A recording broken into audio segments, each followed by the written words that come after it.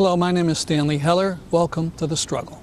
The Struggle is shown on 20 cable stations from Vermont to New York City and 24/7 on the internet at thestruggle.org. Featured on the program today, a talk by Jeff Bartos, a U.S. veteran of the war against Iraq. Bartos will be talking about PTSD, post-traumatic stress disorder. It can be very serious and it afflicts thousands of U.S. troops. In fact, a RAND study estimated 300,000 U.S. soldiers have PTSD.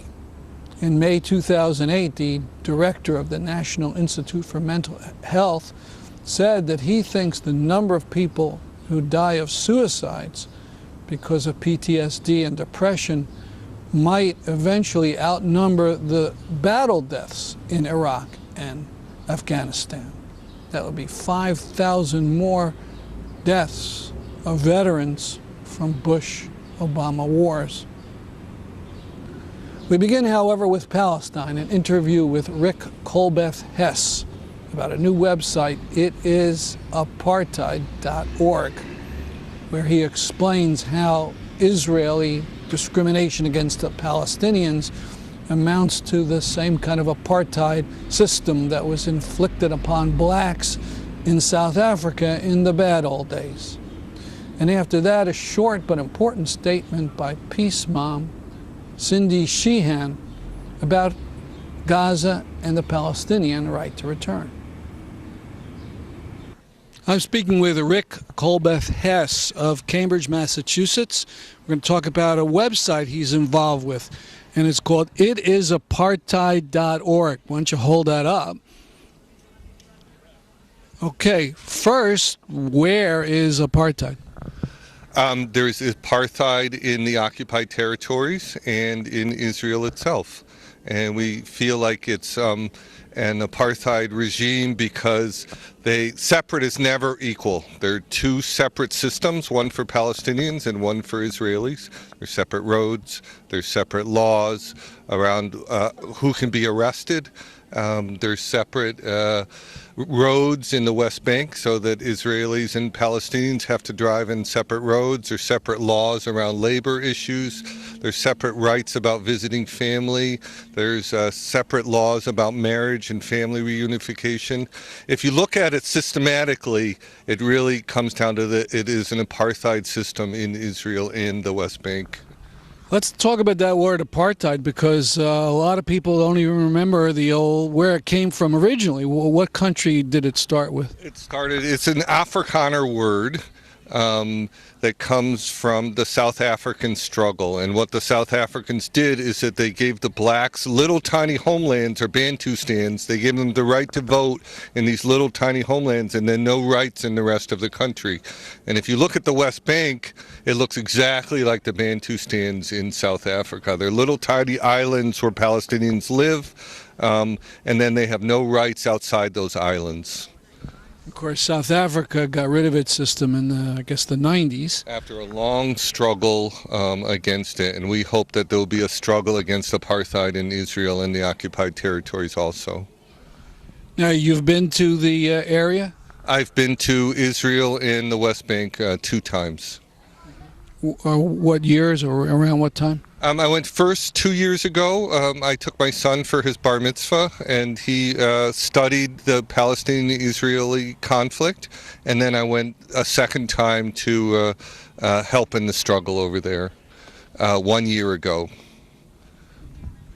So you saw what you're describing as apartheid firsthand? Oh, it was very clear with the 570 checkpoints in the West Bank, with Israeli soldiers humiliating Palestinians.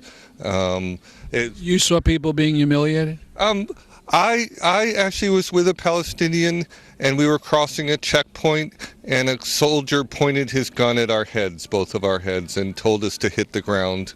And then we had to hold up our passports above our heads. And while he sighted his gun right at our head in a military-style assault position. What had been going on just before that?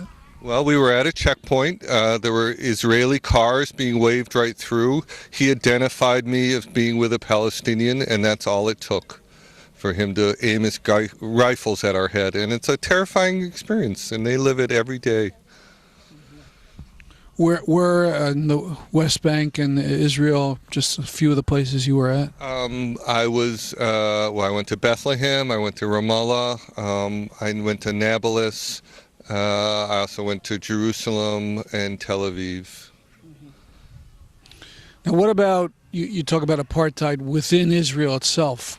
I think a lot of people might be surprised about that. Well, I urge you to go to the website and check it out. We have a whole page on the laws that are in Israel. There are 100,000 Palestinians who live in unrecognized villages. These were villages that were villages before the 1948 Nakba, before Palestinians were kicked out of their land. Palestinians stayed in these villages, and they have no rights to schools, drinking water, electricity. Basically, they get no services or any recognition. They're not on the map. So that's one example of apartheid in Israel. Other examples are there are different laws about marriage, reunification. Could you give us an example that about who people can marry? I think that's a big issue. Well, Palestinians, if they want to marry somebody from the West Bank, they can marry them, but the person from the West Bank has no right to live in Israel whatsoever. And if an Israeli marries a Jew, or a Jew just wants to come because they want to come to Israel, they can come whenever they come. So they're two separate laws depending on who you are. How about land and ownership of property within Israel? I believe that a lot of the land is owned by the Jewish National Fund, and I think the law was recently overturned, but until very recently, Palestinians were not allowed to live on that land, and that is a good deal of the land. I think over 50% of the land in Israel. And Israel's a segregated society.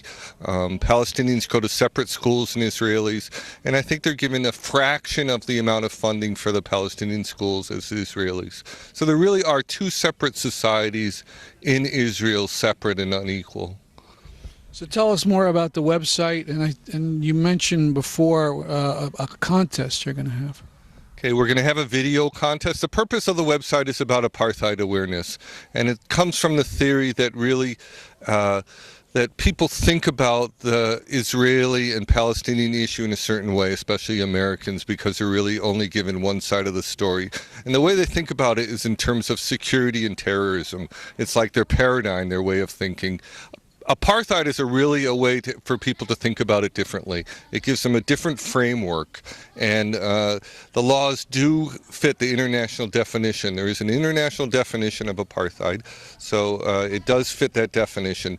But we believe that through repetition, people actually change their minds. So one of the purposes of the website is to really have a repetitive phrase that we can say over and over again. And we use the example of conservatives said it's the liberal media over and over again at every level of consciousness. And most Americans now believe it's a liberal media when it's not.